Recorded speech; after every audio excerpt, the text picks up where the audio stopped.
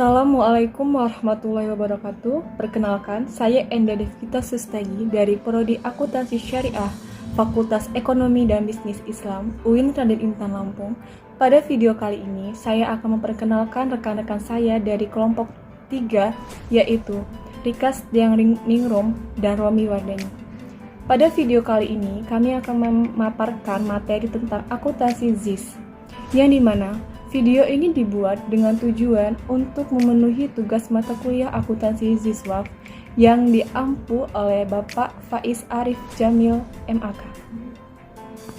Yang pertama yaitu konsep akuntansi ZIS, zakat, infak, dan sodaqoh.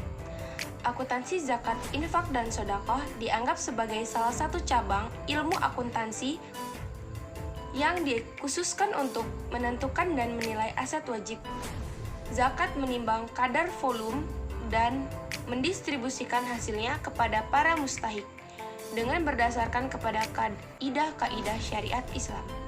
Berdasarkan dari pengertian sebelumnya, maka yang menjadi tujuan dari akuntansi zakat adalah pertanggungjawaban, menjalankan fungsi manajemen, planning, organizing, actuating, dan controlling. Pengawasan sarana untuk pengambilan keputusan sesuai dengan kaidah Islam. Tujuan akuntansi ZIS. Tujuan akuntansi zakat, infak, sodaqoh menurut Mahmudi 2008 adalah untuk memberikan informasi yang diperlukan untuk mengelola secara tepat, efisien, dan efektif atas zakat, infak, sodaqoh, hibah, dan wakaf yang dipercaya kepada organisasi atau lembaga pengelola zakat. Selanjutnya yaitu standar akuntansi ZIS. Sesungguhnya mempunyai aturan sendiri dengan melihat sifatnya, yaitu di penilaian dengan harga pasar sekarang, aturan 1 tahun, kekayaan atau aset, aktiva tetap, tidak kena zakat, nisab atau batas jumlah. Aturan yang mengatur akuntansi zakat, infak, dan sodaqoh menurut PSAK nomor 109, akuntansi zakat, infak, dan sodaqoh bertujuan untuk mengatur pengukuran, pengakuan, penyajian, dan pengungkapan transaksi zakat, infak, dan sodaqoh. Penerimaan dari aktivitas penghimpunan donasi dana kas, yaitu kas pada penerimaan zakat penghasilan, penerimaan donasi non-kas, yaitu penerimaan infak barang pada aktiva lain-lain, penerimaan wakaf, yaitu tanah pada penerimaan wakaf tanah, pengembalian piutang, yaitu kas pada penerimaan dari pengembalian piutang, perolehan hutang, yaitu kas pada penerimaan dari perolehan hutang, penerimaan bagi hasil, yaitu Bank A pada penerimaan bagi hasil, kas pada penerimaan bagi hasil, Bank A pada penerimaan dana tidak sesuai syariah. Penjualan aset, yaitu pada kas pada penerimaan dana penjualan aset, penyaluran terakumulasi dana aktiva tetap, akumulasi penyusutan aktiva tetap pada aktiva tetap.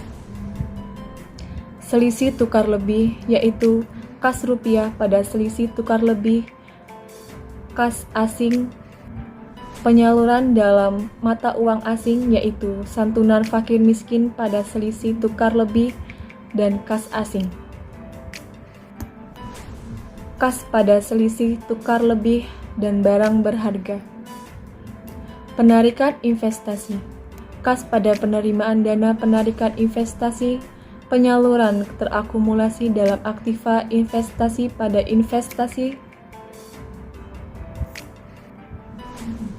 penerimaan dana disajikan sebesar realisasinya dalam laporan sumber dan penggunaan dana.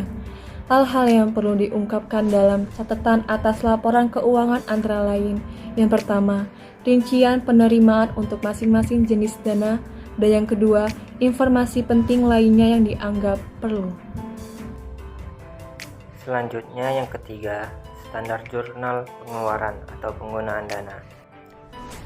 Penggunaan dana adalah pengurangan sumber daya organisasi baik berupa kas maupun non-kas dalam rangka penyaluran, pembayaran beban, atau pembayaran hutang. Kemudian dalam penggunaan dana dikenal dengan beberapa istilah.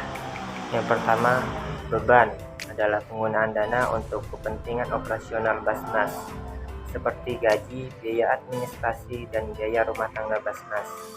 Yang kedua, penyaluran adalah penggunaan dana yang ditunjukkan untuk kepentingan mustahik atau pihak yang berhak menerima dana berdasarkan program kerja Basnas sesuai dengan ketentuan syariah. Yang ketiga, pengakuan, artinya penyaluran berupa kas diakui pada saat terjadi pengeluaran. Yang keempat, pengukuran adalah penggunaan dana kas dinilai berdasarkan nilai kas yang dikeluarkan. Yang kelima, saldo normal akun penggunaan dana adalah saldo debit.